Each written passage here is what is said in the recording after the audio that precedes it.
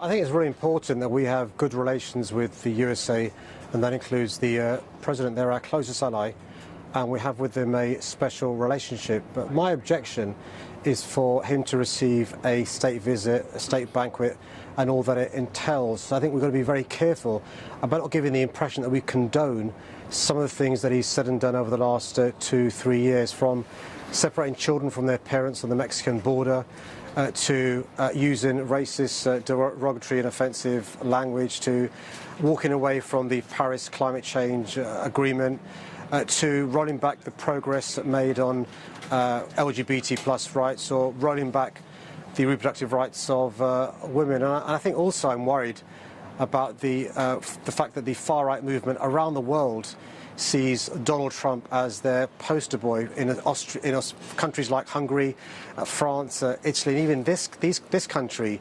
Views that were on the fringes, far-right extreme views, are now being normalised because they've been given succor by Donald Trump.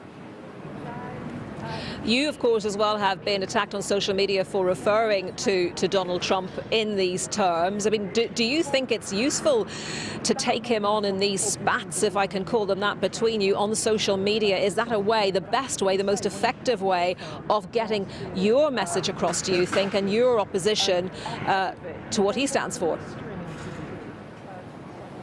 Well, I'm a bit surprised that the president of the USA would, frankly speaking, behave like an 11-year-old and resort to name-calling.